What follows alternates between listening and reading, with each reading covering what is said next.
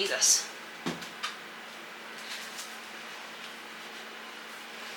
Okay.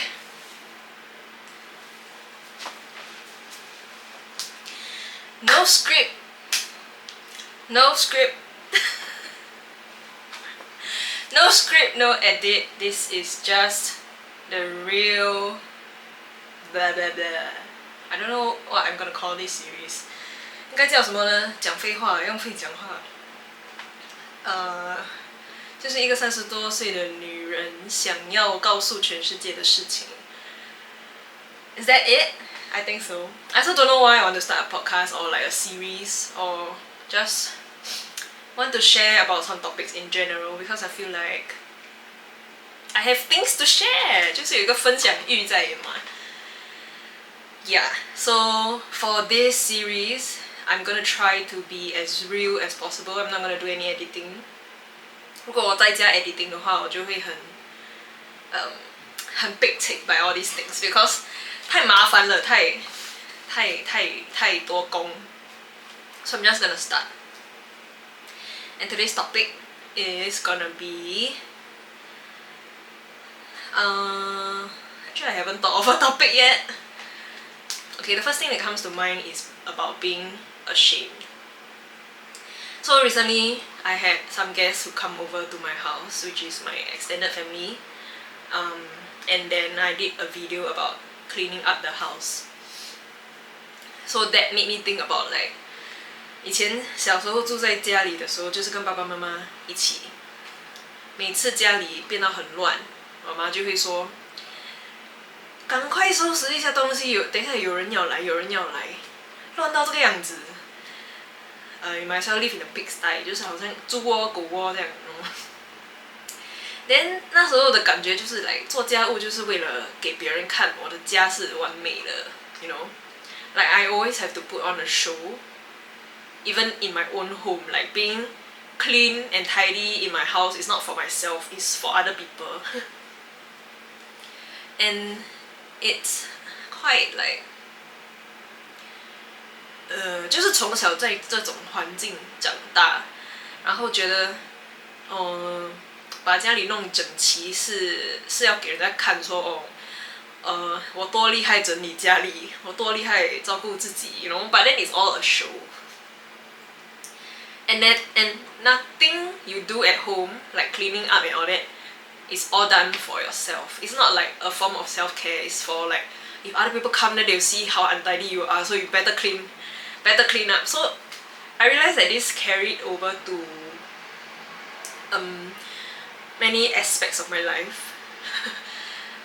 Let's just say, for example, my first job. I think I chose should I link it to my first job? Okay, maybe not. Maybe in any job that I do. Okay, so I always felt like there's this pressure. 如果我不把我的工作做好，人家就会看到，就会把我想象成一个很懒惰、很 disgusting、很 lazy 的 person. So I like try my very best to be hardworking and like put a lot of effort into my work because I don't want people to think that I'm lazy. But that is very different from if you're doing your work because you really love your work, right? Okay, so I think it has a link to my first job because like at the end of the day, I was doing my job because I felt like if I don't do it properly, other people will judge me for it. And I had a lot of pressure on myself because of that. Because my first job is a police officer, and one of the aspects of being a competent police officer is to have your fitness level high, right?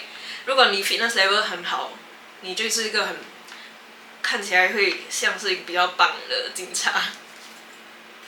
But I only got silver throughout, okay? And to me, I felt like, 为什么我只拿 silver？ 我应该拿 gold， 因为我是一个很 sporty 的 person, okay? So I was very harsh on myself. Yeah. So anyway, one of the reasons I went into the job was also I didn't know what to do. So I like stole somebody's dream. 我在地铁上碰到一个 acquaintance, okay, like after uni, like it was like I think it was like a few more months to graduation. Then we were talking about, oh, after that, what jobs are you gonna apply to? I don't even know what I was speaking to this person because I don't even know her so well. It was like a friend's friend, I think. Then we were taking the same train home.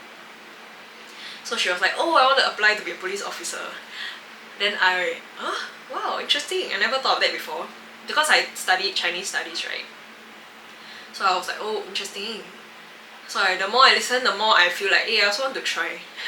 Then in the end, right, I passed all the interview and I got to find out that she didn't. And I feel like I stole her dream.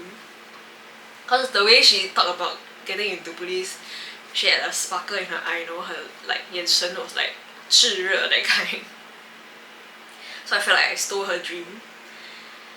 But then, yeah, one of the reasons that I got into police was also like I must force myself to be active because I don't want to be like a couch potato. I want to be active, but the way I will do it is to punish myself by getting into police, and then like if you are police, you have no choice but to get fit.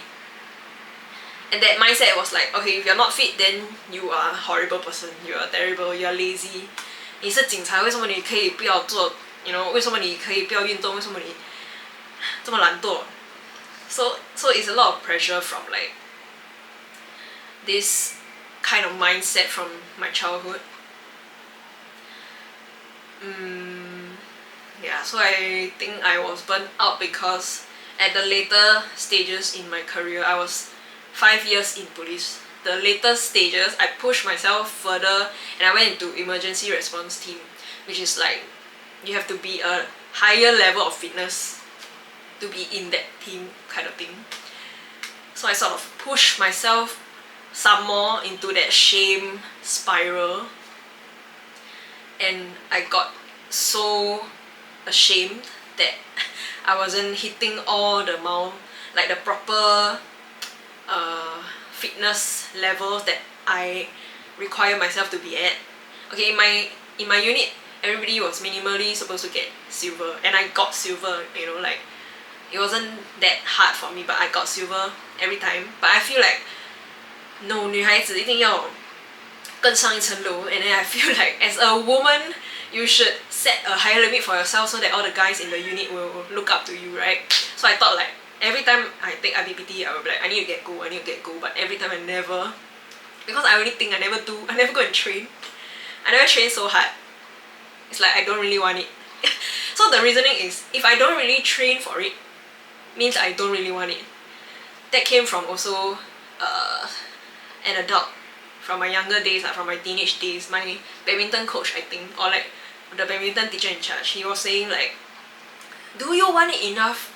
At the end of the day, we go tournament, he will say, at the end of the day, the winner is the one who wants this enough. So I was always like, then if I lose means I don't want it enough, means I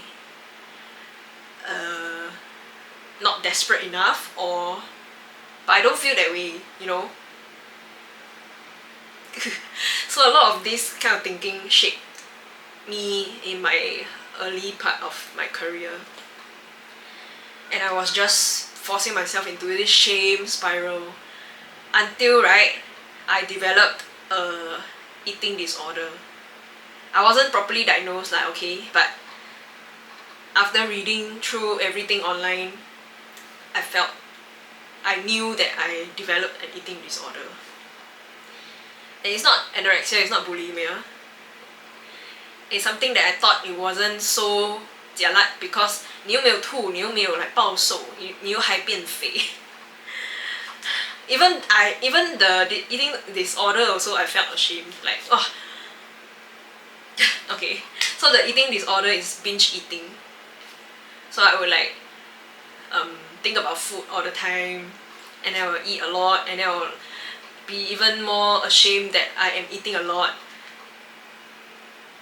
And I think that led me to resigning from my job as a police officer. I think maybe I felt like I couldn't continue. My body was feeling weird lah.